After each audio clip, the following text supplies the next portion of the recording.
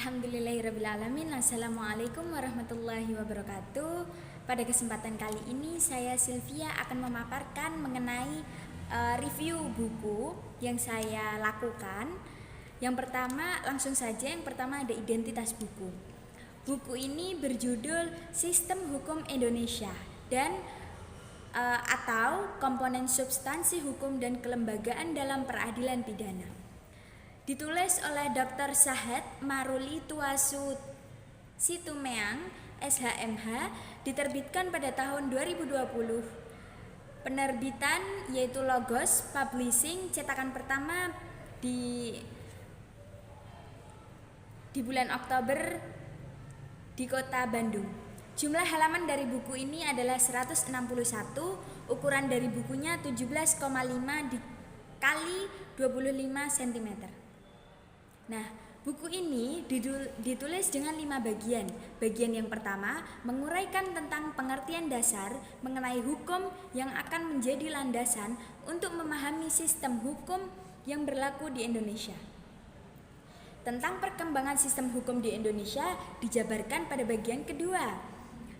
Dan lebih lanjutnya pada bagian ketiga membahas mengenai komponen substansi hukum dalam sistem hukum nasional. Sedangkan mengenai sistem hukum kelembagaan peradilan diulas pada bagian keempat. Kemudian ditutup pada bagian kelima yang menguraikan tentang sistem peradilan pidana terpadu.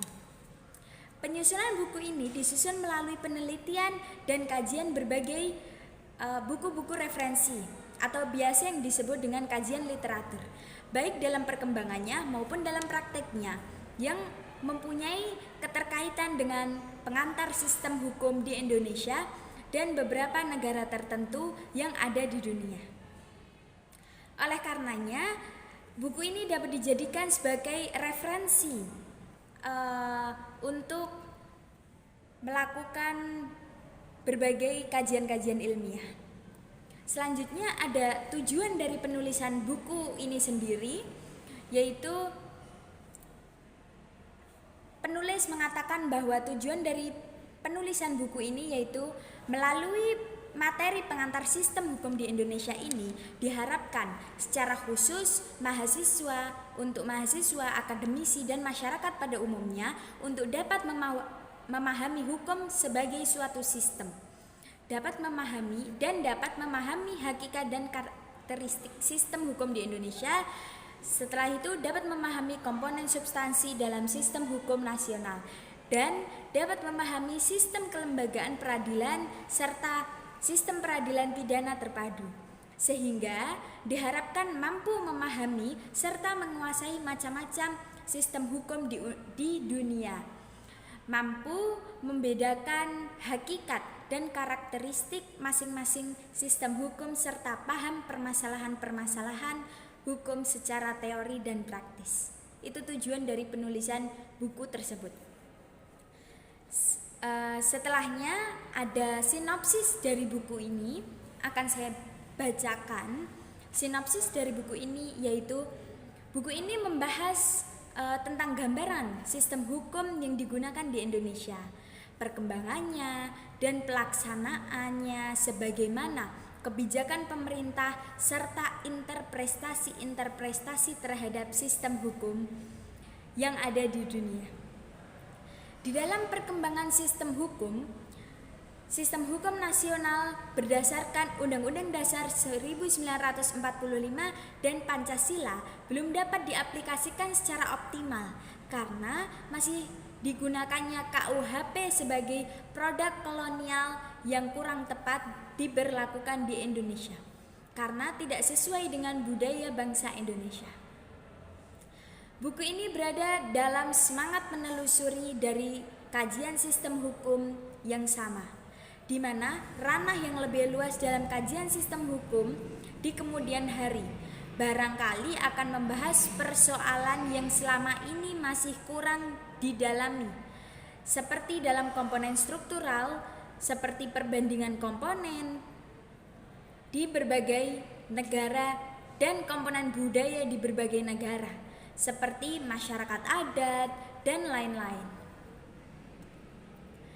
Selanjutnya, sistem hukum merupakan sebuah konsep di mana suatu negara menjalankan konstitusinya sehingga melibatkan lembaga legislatif, eksekutif, dan yudikatif serta warga negaranya untuk mencapai suatu tujuan, di mana konstitusi tersebut merupakan landasan hubungan antara negara dengan warga negaranya yang menjadi dasar berdirinya suatu negara.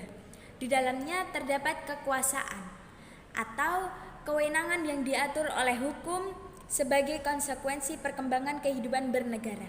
Semangat bernegara Indonesia dengan melakukan amandemen UUD 1945 yang berkaitan kepada perubahan sistem hukum merupakan salah satu upaya pemerintah agar kehidupan bernegara menjadi lebih baik lagi.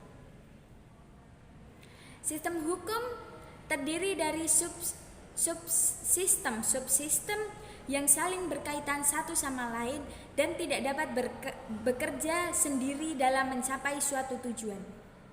Dapat diibaratkan seperti halnya tubuh manusia yang merupakan sebuah sistem yang terdiri dari beberapa subsistem, atau dapat diibaratkan layaknya sebuah operasi komputer.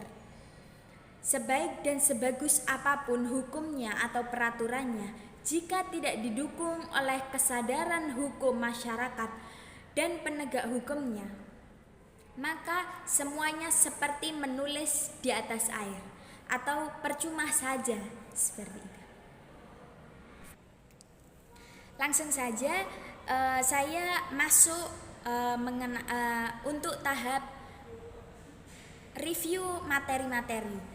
Di buku ini ada banyak sekali materi, tapi yang akan saya jabarkan hanya 3 materi dari beberapa bab. Yang pertama ada materi yang pertama yaitu tentang hukum perdata dan hukum acara perdata. Hukum keperdataan adalah sistem aturan yang mengatur tentang berbagai hubungan manusia, konteks kedudukannya sebagai individu terhadap individu yang lain. Dengan kata lain, hukum perdata adalah ketentuan yang mengatur hubungan antara perorangan di dalam masyarakat, atau mengatur hak-hak dan kepentingan antara individu dan individu dalam masyarakat. Hukum perdata yang berlaku sekarang pada awalnya berasal dari hukum perdata Perancis yang dikodifikasikan tanggal 21 Maret dengan nama Code Civil des Francis. Kemudian pada waktu Belanda berbentuk serikat, keadaan hukum di negeri ini menjadi sangat rumit. Penyebabnya tidak lain karena keragaman hukum yang ada di Indonesia. Nah, sebagai akibat dari ketidakadanya sentralisasi kekuasaan di kalangan para ahli hukum Belanda sendiri, mulai timbul keinginan untuk menghidupkan kembali hukum mereka sendiri yang selama ini terdesak oleh hukum dari negara lain. Nah, hukum acara perdata disebut juga hukum perdata formal, yaitu semua kaidah hukum yang menentukan dan mengatur cara bagaimana melaksanakan hak-hak dan kewajiban-kewajiban perdata sebagaimana yang diatur dalam hukum perdata material. Nah, materi yang kedua, saya mengambil materi mengenai peradilan agama.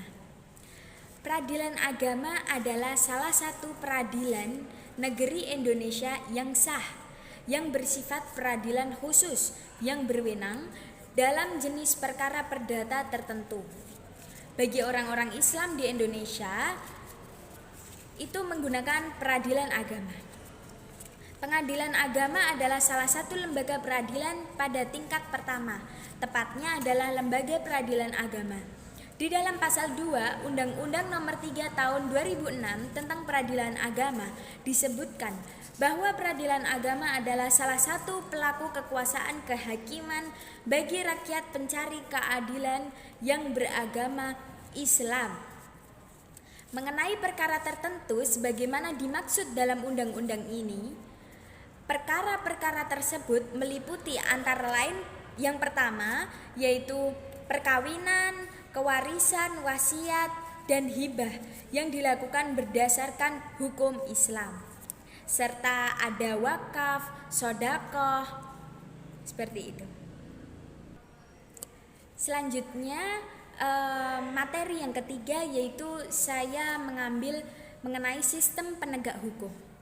Sistem penegak hukum yang baik ialah apabila sistem peradilan pidana bekerja secara objektif dan tidak bersifat memihak serta memperhatikan dan mempertimbangkan secara seksama nilai-nilai yang hidup dan berkembang dalam masyarakat. Nilai-nilai tersebut tampak dalam wujud reaksi masyarakat terhadap setiap kebijakan kriminal yang telah dilaksanakan oleh aparatur penegak hukum. Nah, mengenai ketiga materi yang telah saya jabarkan, dapat disimpulkan bahwasanya peradilan pidana merupakan komponen-komponen sistem peradilan yang menjalankan tugas dan wewenangnya sesuai dengan peraturan perundang-undangan yang bertujuan untuk melindungi dan menjaga ketertiban masyarakat, serta mengendalikan kejahatan dan melakukan penangkapan dan penahanan terhadap pelaku kejahatan. Dalam sistem peradilan pidana dikenal ada 3 bentuk pendekatan, yakni yang pertama ada pendekatan normatif, administratif, dan sosial. Dalam proses penegak hukumnya tidak cukup hanya berjalan komponen-komponen sistem peradilan tersebut, akan tetapi diperlukan juga peraturan perundang-undangan yang baik serta pemerintah yang betul-betul ikhlas dan jujur untuk menciptakan ketertiban dan perlindungan masyarakat. Nah, yang terakhir saya akan mereview mengenai kelebihan dan kekurangan dari buku ini. Kelebihannya yang pertama menurut saya yaitu bahasa yang digunakan sangat sederhana dan rapih sehingga mudah dipahami oleh para pembaca. Nah, yang lebih menarik lagi kelebihannya di dalam buku ini itu terdapat glosarium atau istilah-istilah penting dalam buku itu dituliskan di dalam buku tersebut atau diberi makna agar mempermudah para pembaca lebih memahami apa isi dari buku tersebut. Kelebihan selanjutnya yaitu halamannya tidak terlalu banyak sehingga para pembaca tidak merasa bosan. Dan yang kelebihan selanjutnya daftar pustakanya ditulis sangat rapi dan setiap babnya itu dilengkapi dengan kesimpulan dari setiap materinya. Itu sangat menarik untuk saya. Selanjutnya menurut saya kelemahan dari buku ini karena materi yang diusung di buku ini terlalu banyak, tetapi halaman yang dimuat sedikit gitu, sehingga pembahasan setiap materinya itu tidak terlalu maksimal karena banyaknya materi yang diambil dan terlalu sedikitnya halaman yang dicakup, seperti itu. Mungkin cukup sekian review buku dari saya, Sylvia. Kurang lebihnya mohon maaf. Semoga bermanfaat bagi kita semua. Terima kasih. Wassalamualaikum warahmatullahi wabarakatuh.